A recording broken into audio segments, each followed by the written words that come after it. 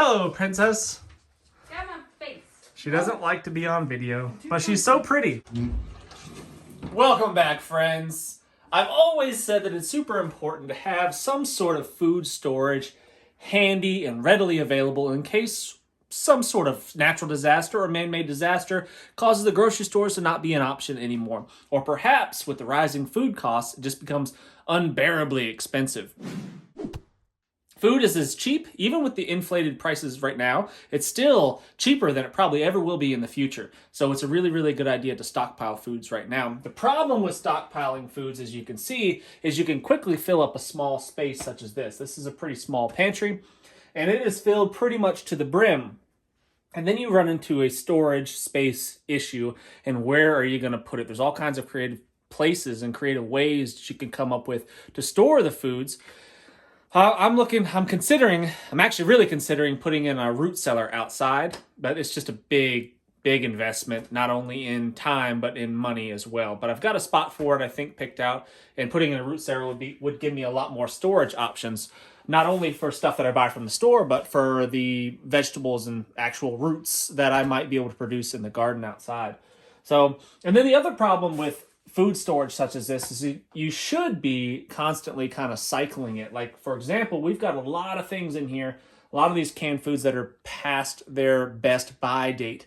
Not necessarily expired, but past their best buy date, like this applesauce right here. And this one's in plastic, so I don't necessarily really promote buying the plastic stuff, but this was probably just inexpensive, and that's probably why we got it at the time. But anyway, this is past its best buy date. This was Best Buy July 24, 2021.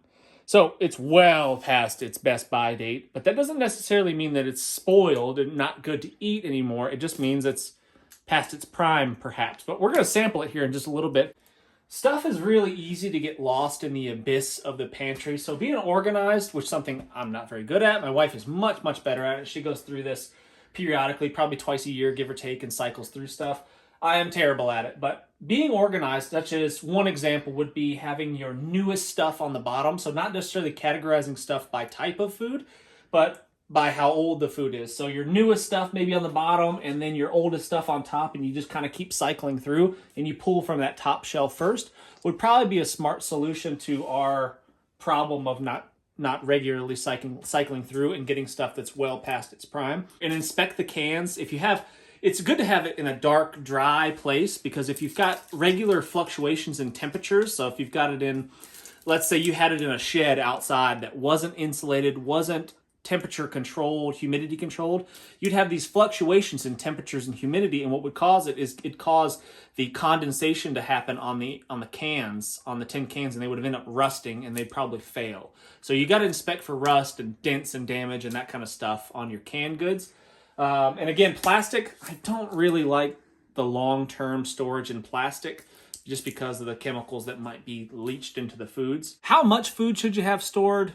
I think a year is a good goal for most people. Like, it's a long-term goal. It might take you a little while to get there. You could just dump a whole bunch of money on long-term food storage, dump a couple $1,000s on it, and you'd be squared away for a year. That's definitely an option if you've got some extra cash. I mean, a lot of us are willing to spend a couple $1,000s on a new gun or something, but very few of us are willing to spend a couple $1,000s on food because it's just not as fun. So we have a plethora of pasta sauce here, and this one is meat sauce. It actually has meat in it, so it's going to have a higher level of protein, which is a good choice. So when you're buying your foods to store for the longer term, you want to have a nice variety, of course. Maybe plan out some meals that you could actually make. So if you buy this can of sauce, you've also got the pasta to go along with it, and some, I don't know, let's say dehydrated cheese or something, Parmesan cheese to go along with that. Some seasonings, salt and peppers and all that stuff. That way you can kind of have an actual full meal as opposed to just this giant mountain of rice that you can do very little with. I always suggest buying stuff that gets you the most bang for the buck. So you've got high caloric, highly nutritious type foods, as opposed to just your empty calories. Stop wasting my time. Let's see what we've got. First, I like to listen for any kind of like psh when you open up a can of some sort, because sometimes that indicates that there's some fermentation going on inside. That sounded okay. Little pop top. I heard the pop top. So we had a good seal the entire time. It was never compromised. Still looks like applesauce. Still smells like applesauce. Go.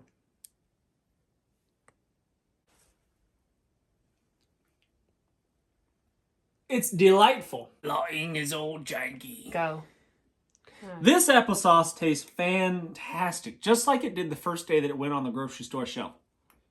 And it's, what, 3 years after its prime? Not bad. 2.5. 2.5.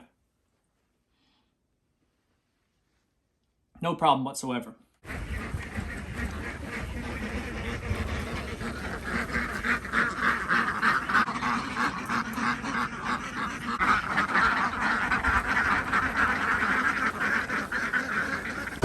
Oh, there's a duck back there.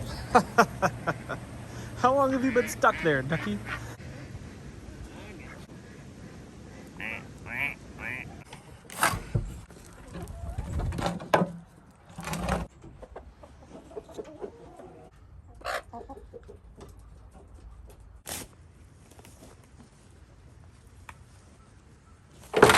This represents about a year of composting kitchen scraps.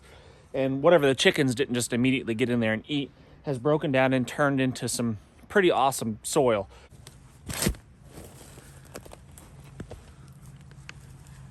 So in this small garden bed right here next to the blueberry bushes, we've just been dumping everything from raked up leaves in the woods to sticks and branches and stuff that have fallen in the yard.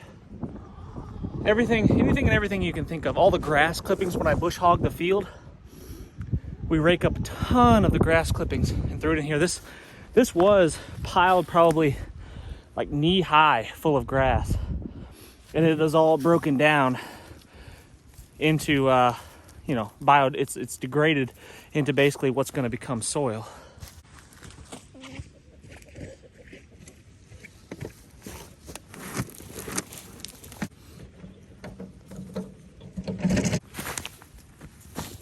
I guess the question is, what value do you place on being able to produce your own food? Will there come a time when the grocery stores are no longer available? If it's no longer an option to go buy eggs? I don't know. I hope not.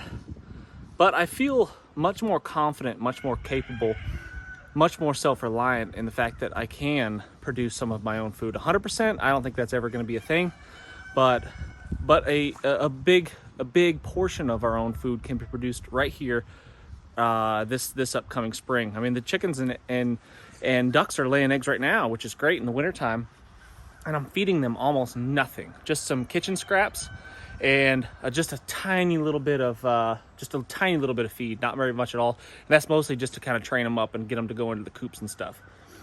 But what value do you place on being able to produce your own food? Is it going to be a necessity in the near future? Is it enough to just stockpile some food, to have 6 months of food set aside, rice and beans, that kind of stuff? All of this requires labor and energy and effort, right? I mean, is it worth it? And I think if you look at it only from the point of view that I need to do this right now because something's going to happen, if you look at that from that point of view and then something doesn't happen, you're going to get disappointed and frustrated and maybe give up. But I look at it as a commitment to learning new skills, and I just enjoy it. I enjoy being self-reliant. I enjoy producing my own food. I enjoy hunting and fishing and all of that stuff. And hey, Maggie, quit it. Maggie's after the chicken. She doesn't hurt him. She just chases them sometimes. That's that little silky rooster. He's ridiculous. Thinks he's tough when he crows. It's so silly. Looks like an idiot. I guess it's a lifestyle change, lifestyle commitment, right? I mean, a lot of us were raised to, you're born, you go to school, you get a job, you pay your bills, and then you die one day, And I don't want to live my life like that. I don't want to be locked into that routine, locked into that box of, the 9 to 5. Like it's not something I want to do. I've done that, But going back to it would be really hard for me because I'd be giving up my freedom. Yeah, there's some sacrifices and compromises that you have to make to live a life the way that I do. But as long as you're creative and you're willing to put in the work, I mean, there's nothing you really can't do. I mean, you can live your life any way you want.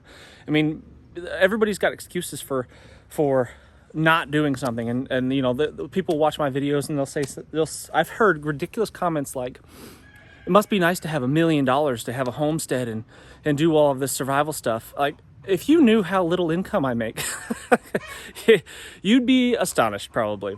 I work really hard, but I don't necessarily make very much money. It's how I spend my money and the things that I put my time and energy and money into that's different. And like I said before, going back to a 9-to-5 would give me some security perhaps, in the fact that there'd be steady income coming in and that I could count on that per se, but I'd lose my freedom. I would lose that. I would be, you know, attached to the man. I'd have to ask permission to go on vacation, which I refuse to do again. If I want to go somewhere and do something, if I want to spend the week out in the woods hunting, then that's what I'll do. I don't have to ask anybody. Well, the wife might say different, but other than that, that's what's valuable to me. It's my freedom, and being able to produce your own food is along those same lines. It's interconnected. It's related. If I can grow a lot of my own food, I'm not physically attached to the system nearly as much. I'm not obligated to do what the man tells me to do. I could say, you know, I don't need your food scraps. I don't need your ration token. You can keep it because I can make what I need. I can grow what I need. And if I can't, I could probably get it some from my friends in the community. And that's another big one that's important. And it takes time, and it takes energy and a lot to invest in the people around you. And if you spend your whole day working the 9-to-5, you come home, you shut your door, you turn on the TV, you won't build up those relationships. You won't have people that you can count on. This lifestyle that I live it allows me to be free and allows me to do what I want when I want to do it. Yes, there's some sacrifices, there's some hardships that come along with it, but to me, it's just much more rewarding, and I enjoy it, and it's definitely worth it. When I lived in California for 8 years. I'm from the East Coast, but I lived in California for 8 years, and I had the 9-to-5 kind of job, you know, actually more than 9-to-5 most of the time, and so I did live that life, and I lived in the neighborhood and the HOA communities, and I felt it just felt wrong, you know. It just didn't feel right. I felt like I was caged. And I don't anymore. Moving back to the East Coast and buying some property and living the lifestyle that I live now has just, man, it's probably the best decision that I've made ever. And I'm thankful for my wife for encouraging us to do that. She was one of the prime key motivators behind that decision. And she's a brave woman for sure to take on a challenge and take on a risk like this. We moved back here with nothing. We didn't have... I quit my job on the West Coast, which was a good paying job, a really good paying job, and, you know, fairly prestigious, some might say, and I left that to do this. And I didn't know what I was doing. I didn't have a job. I didn't have anything lined up. I wasn't making YouTube videos at the time. Wasn't doing any of that stuff. But, man, I'm so glad that we did it. I'm so glad that we took that leap of faith and we just figured it out. Back to digging.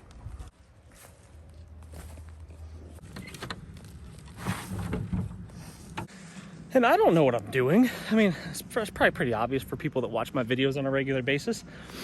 I just figure it out. It's just the mindset, right? It's just the mindset of winners find a way, you know?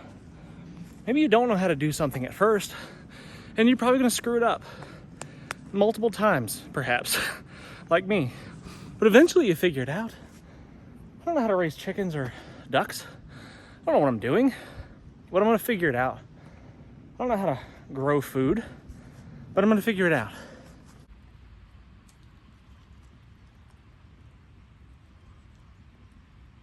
And I'm attempting to completely free range the chickens and the ducks, because if you're going out and buying feed for the animals, it doesn't really make a whole lot of sense to me. If I'm going out and buying food for animals that make me food, why don't I just go buy them food? So a little bit of feed. I'm just trying to train them up a little bit with this stuff here. Buck, buck, buck, buck, buck, buck, buck, buck.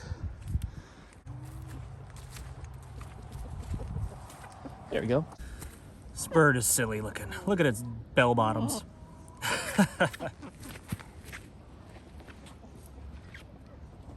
This is good. Okay, go. Thanks for watching, friends. Oh, that's ugly. Now go. Okay. Okay. Okay. Thanks for watching, friends. Make sure you hit the thumbs up. We're done. God. I'm Jason Salyer with Survival Dispatch. As a Survival Dispatch insider, you'll be able to gain the knowledge, the skills, and equipment necessary to protect your family when it really, really matters. They'll provide crucial information on such things as stockpiling food, medical necessities, communication plans. You will receive specific, actionable plans that can deliver proven techniques to help you get home, shelter in place, or bug out safe.